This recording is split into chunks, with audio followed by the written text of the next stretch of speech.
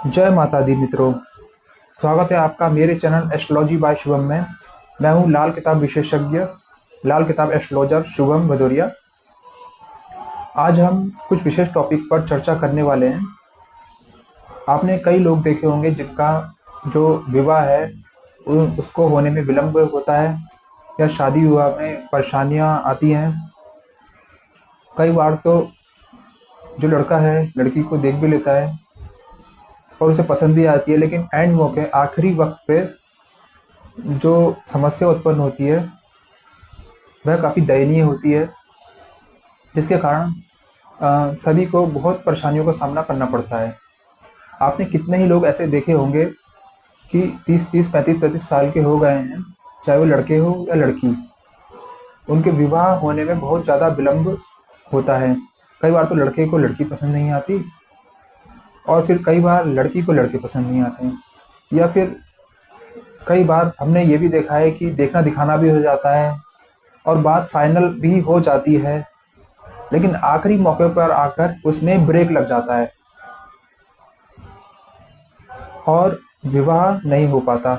या कई बार आपने देखा होगा कि किसी की इंगेजमेंट या रिंग सेरेमनी सगाई हो जाती है, उसके बाद भी जो विवाह है उसकी जो प्रोसेस है आगे को नहीं हो पाती, उस पर भी ब्रेक लग जाता है। शादी विवाह में देखा जाए तो एक ग्रह नहीं बल्कि मल्टीपल ग्रहों का योगदान होता है शादी विवाह कराने में। यदि हम कहें कि सूर्य ही जिम्मेदार हैं, शनि ही जिम्मेदार हैं, मंगल ही जिम्मेदार हैं, ऐसा नहीं है मित्रों। शादी कराने के पीछे मल्टीपल ग्रहों का योगदान होता है। ऐसा नहीं हो सकता कि हम केवल एक ग्रह का उपाय करें और आपकी जो विवाह है वह हो जाए, ऐसा हो ही नहीं सकता। शादी के लिए, शादी विवाह के लिए, योग के लिए महत्वपूर्ण जो होते हैं वह 3 ग्रह होते हैं। सबसे पहला तो चंद्रमा है, कि हमें संतुष्टि मिले कि मतलब हमारा विवाह हम सेटिस्फाइड हों कि उसके साथ है। कई बार देखने में आता है कि हम जब लड़की या लड़का देखने जाते हैं तो कभी लड़की उसमें नुक्स निकालती है, लड़का उसमें नुक्स निकालता है कि वो मोटा है, पतला है, काला है, गोर, अलग अलग मतलब तमाम विचार मिल नहीं पाते हैं। तो ये चंद्रमा की खराबी होती है कुंडली में, मतलब एक संतुष्टि नहीं होती है अंदर से। तो हमारी जन्म कुंडली में चंद्रमा का या चंद्रमा की स्थिति भी मजबूत होना बहुत जरूरी है। और दूसरा ग्रह है शुक्र। यदि शुक्र भी हमारी कुंडली में अच्छा नहीं है या किसी कारण खराब दृष्टि से खराब हो रहा है तो इसके कारण भी शादी विवाह आदि में विलंब आता है। शुक्र ही ऐसा ग्रह है जो शादी विवाह को, जीवन को सुचारू रूप से चलाने में जिम्मेदार होता है। और तीसरा ग्रह है मंगल। मंगल मतलब मांगलिक कार्य के लिए हम मंगल को देखते हैं कि मतलब हमारा शादी विवाह ओके हो जाए और सब कुछ सही चले, इसके लिए हम मांगलिक कार्य के लिए मंगल को देखते हैं या मंगल की स्थिति।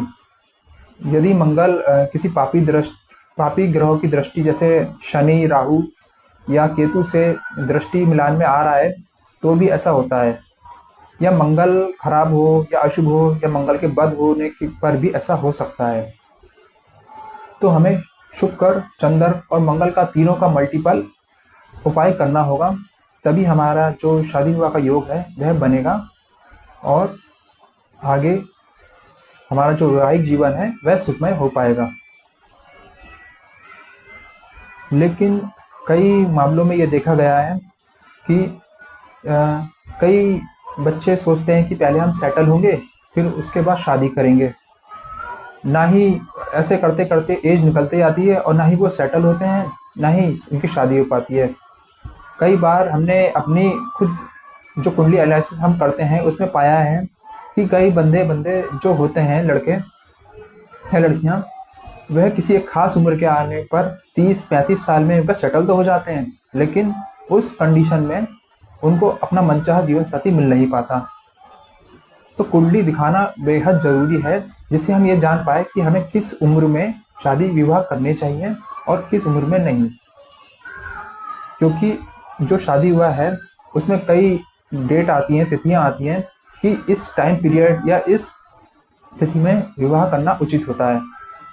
जैसे कईयों की उम्र का जिक्र आता है कि 22-23 साल या 24 साल या 25 साल में शादी हो जानी चाहिए। जब वो उम्र निकल जाती है उसके बाद यदि हम शादी या विवाह करते हैं तो उसका ना ही योग मिलता है, और बिना योग मिले हम अगर शादी करते हैं, विवाह आदि करते हैं, तो उसके बाद जो वैवाहिक जीवन है वह सुखमय नहीं रह पाता। उसमें गृह कलेश, तनाव, लड़ाई झगड़ा या फिर डाइवोर्स तक की परेशानियां हो जाती हैं।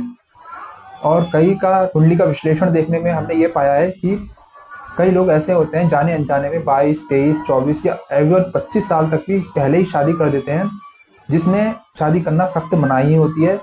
ये कुंडली के ग्रहों की स्थिति के द्वारा ही सब निकाला जाता है, गणनाओं के कैलकुलेशन की जाती है पूरी कि इस उम्र में शादी ना की जाए। यदि हम कर लेते हैं तो हमें काफ़ी ज़्यादा परेशानियों का सामना करना पड़ता है। आपको घबराने की बिल्कुल भी आवश्यकता नहीं है दोस्तों। शादी विवाह एक मांगलिक कार्य है और इसको हमें मांगलिक मतलब मंगल की स्थिति को भी मजबूत करना होगा अपनी कुंडली में। तो सबसे पहले तो हम शुक्र के बारे में देखते हैं कि शुक्र ग्रह हम अपनी कुंडली में कैसे सही करें। शुक्र को ठीक करने के लिए, शुक्र होता है हमारा जीवन साथी, लग्जरी लाइफ। तो शुक्र को ठीक करने के लिए हमें शुक्रवार के दिन कम से कम 100 गायों को दोपहर 1 से 4 बजे के बीच में उन्हें हरा चारा खिलाना है। और ये ध्यान रखें कि जिन 100 गायों को हम हरा चारा खिला रहे हैं वह अंगहीन या बीमार गाय या लंगड़ी लूली ना हो, साफ और स्वस्थ गाय को ही भोजन कराएं। और दोपहर 1 से 4 बजे के बीच शुक्रवार के दिन 100 गाय या उससे अधिक भी छोड़ सकती हैं। हरा चारा उन्हें खिलाकर आप अपने शुक्र की स्थिति को मजबूत कर सकते हैं। और इसके बाद हमें चंद्र और मंगल इन दोनों का मल्टीप्लाई उपाय करना होगा, इन दोनों ग्रहों को मिलाकर। चंद्रमा मतलब मन की संतुष्टि और मंगल मतलब मांगलिक कार्य। इसके लिए आप 4 छुहारे लीजिए 4 गिलास पानी में, इतना उबालिए कि पानी आधा रह जाए, और उस पानी को केतली में भरकर 43 डेज लगातार 43 दिन लगातार किसी नदी या कोई नहर आदि में जल प्रवाह कर दीजिए। यदि 43 दिन आप लगातार ऐसा करते हैं तो आपके जो चंद्र मंगल हैं वह भी आपको शुभ फल देंगे, और जो आपका मांगलिक कार्य या विवाह आदि संपन्न नहीं हो पा रहा था किसी कारणवश, या किसी कारणवश ग्रहों का ऐसा संयोग था जो उसको रोक रहा था, वह सुचारू रूप से हो पाएगा और आपकी जो विवाह है वह शीघ्र ही हो जाएगा।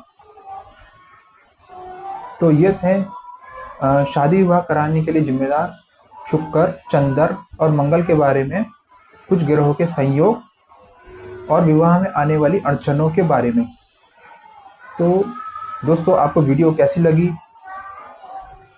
यदि आप इसी तरह की और भी वीडियो देखना चाहते हैं तो एस्ट्रोलॉजी बाय शुभम चैनल को लाइक करें।